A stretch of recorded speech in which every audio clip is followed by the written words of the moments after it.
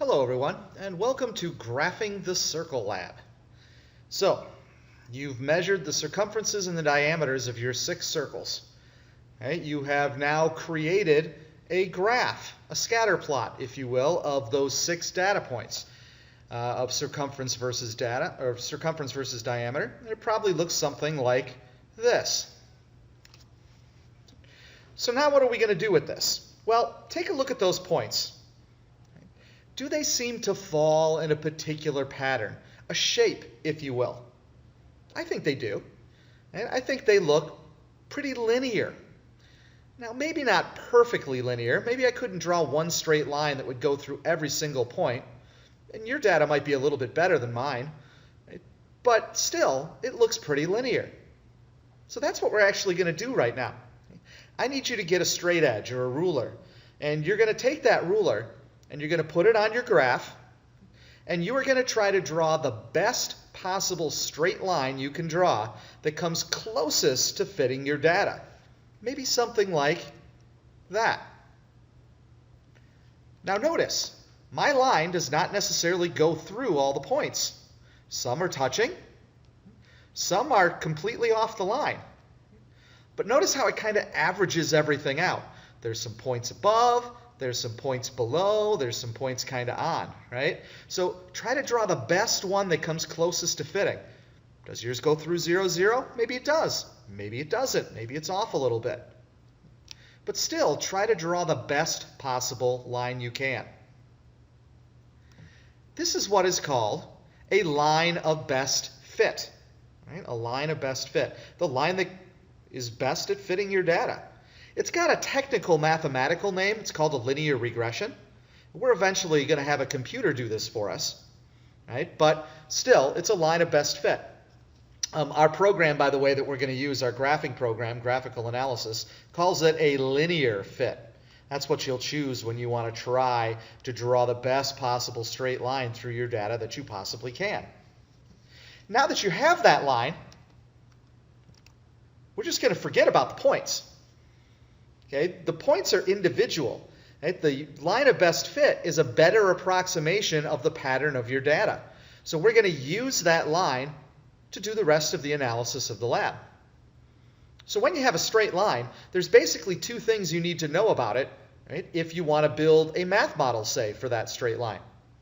You need to know the slope and the Y-intercept. So first, let's talk about slope.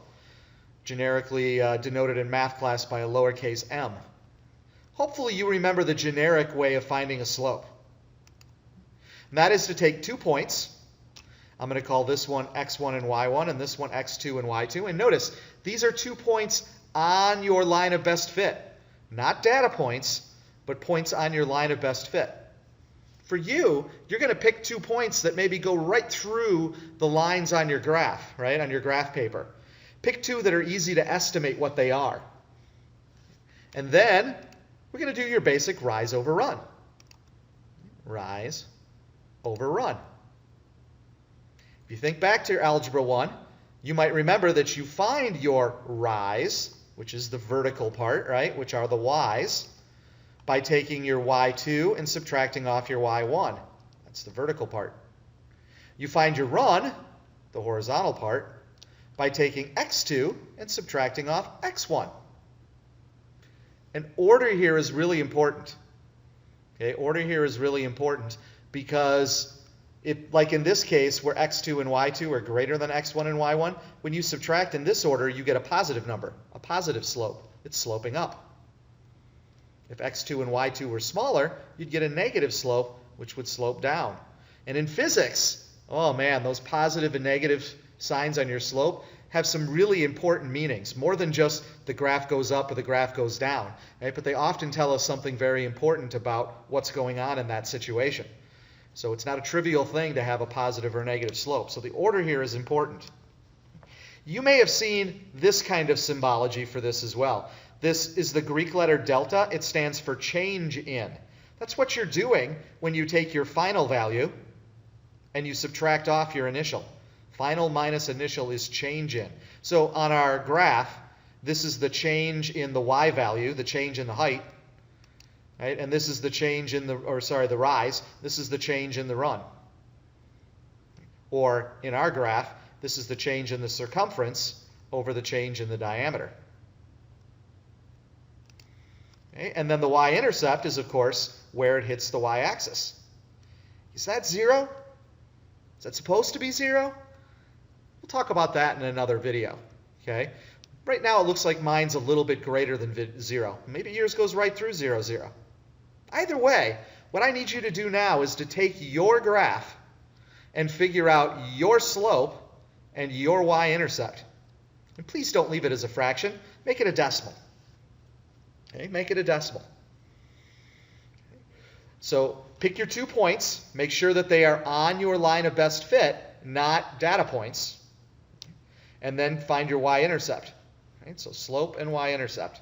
Those are the 2 things we need. And from those, we can make a math model, which is something we'll do in the next video.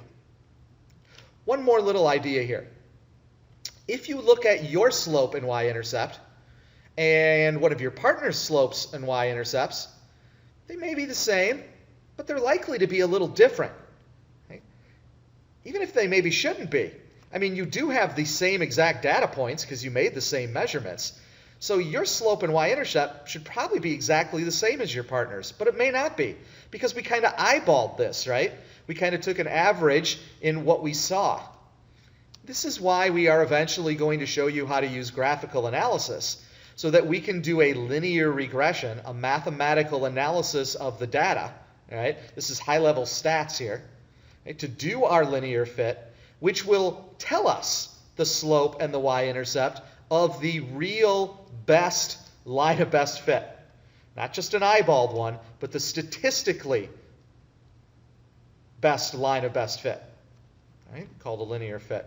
So we're going to show you how to do that with the computer. But today, for right now, right, I want you to draw your line with a ruler, pick 2 points, find your slope and the y-intercept. And then we'll talk about that in our next video.